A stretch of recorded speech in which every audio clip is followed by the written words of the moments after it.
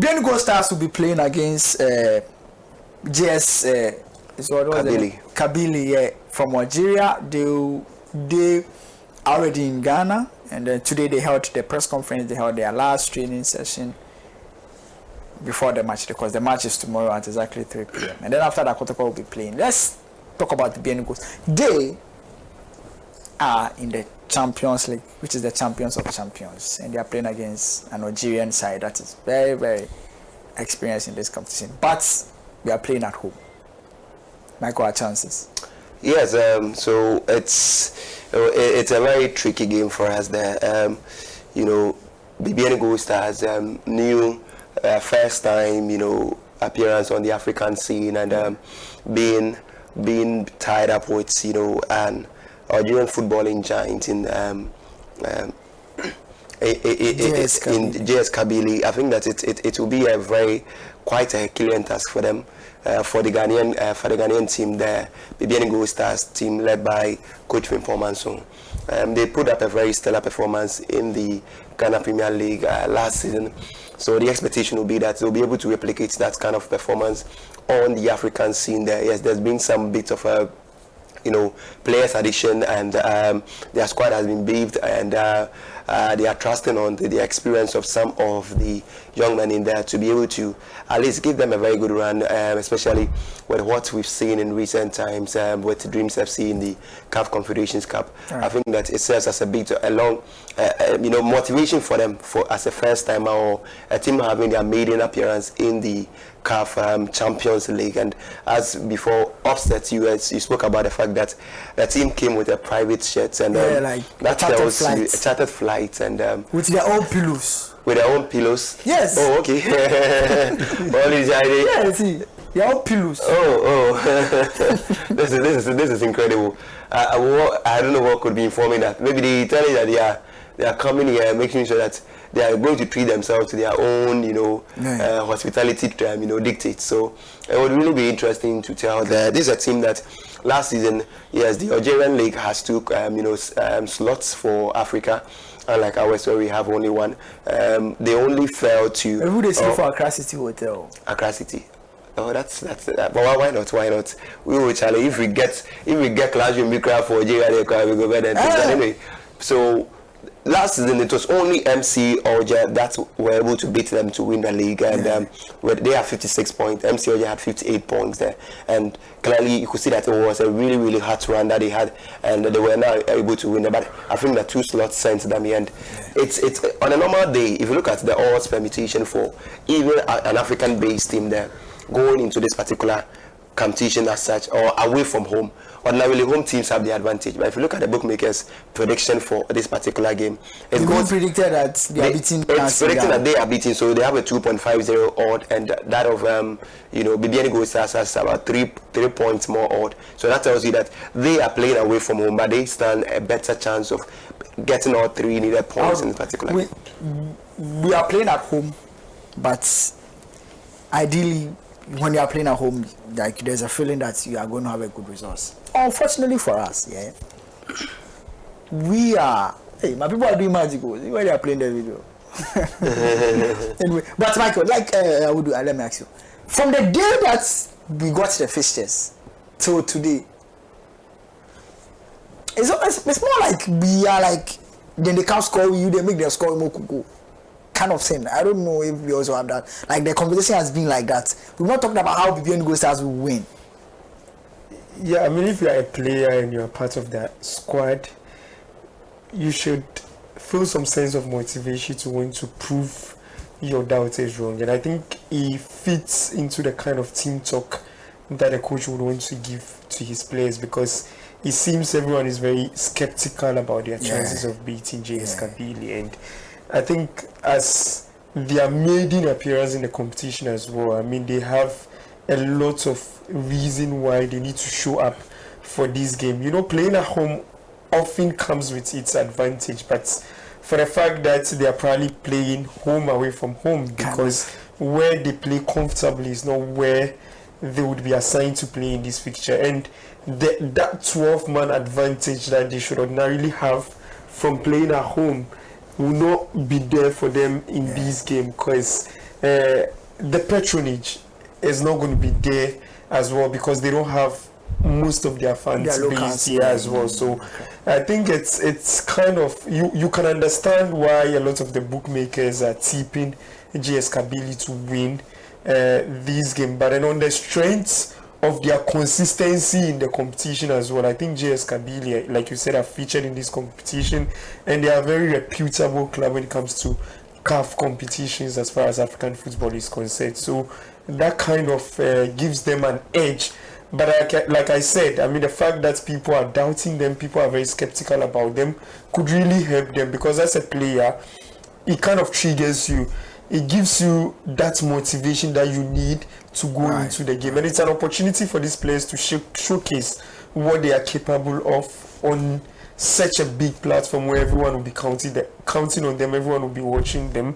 And me particularly, I have always been very supportive of our reps in African football. We couldn't have found a better representatives in terms of form, in terms of how they've played over the years, than the two reps we have playing in this competition this season. So yeah, I mean, as much as I'm a bit skeptical about it, I just want to urge them to sort motivation from the fact that people are very skeptical about them, and try to put Ghana on the map, try to show what they are capable of, try to vindicate why they won the Ghana Premier League. And I believe on the strength of what we saw in the competitions they featured in during the preseason, and what we saw in their first game of the Premier League season as well, I think they are in a very good place to surprise a few people who don't believe in them. And I'm one of the people who are counting on them to pull up a surprise and hopefully prove the doubt. Yeah, because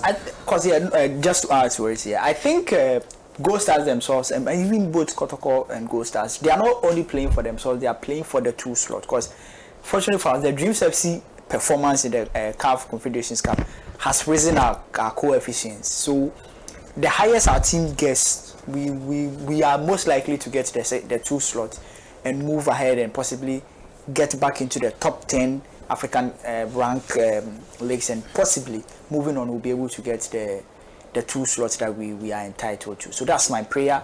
I'm really hoping that they will do well. In terms of football, and I always say that the reason why whenever we are paired with the North Africans, we struggle. It's not really the kind of football we play, because we saw Dreams FC go to Algeria and get a good results.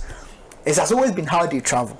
Because when Dreams went to Algeria to play, I think it was Algeria, their opponent arrived in Ghana even before Dreams FC themselves arrived in Ghana. So the kind of movement, how we travel on the African continent, has always been the Zamalek game. Yes, Zamalek. The Egyptian side. Egyptians, I should say. The semi-final game that they played. They went to Egypt to play. The Egyptians were in Ghana before Dreams FC arrived because of the movement. Look at how KABYLIE traveled straight from Algeria to Ghana. Private jet. And for me, unfortunately for us, based on my information, Gold Stars will not be traveling like that. Yeah, they will definitely be doing transit.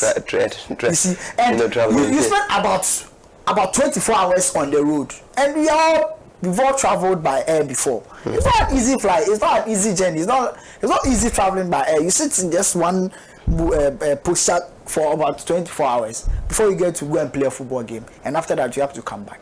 Those things really affect us. And for me, I think Gold Stars sponsors the Ashanti Gold Corporation. They are a rich company. But there's a limit to riches. I'm just saying that, see, these Algerians, they do little things right. You get what I'm saying? And I was telling you guys about, I was saying, JS KABYLIE was winning the CAF Champions League in 1981 and 1990. Where Gold Stars probably was I'm not to compare even Kotoko themselves. If Kotoko is traveling to, we've seen Kotoko play African football. Have they ever traveled with a chartered flight? No, it's about marketability of your league and the proceeds that you get from what have you. But you see, it's investment. Let's look at. It's always been like that. Football is investment first before the results comes. It's not Manchester. Look at Newcastle, for instance. Look at the investment Newcastle has to make before you make the money. Football is like that. That conversation, Michael, you are coming to, I don't support it.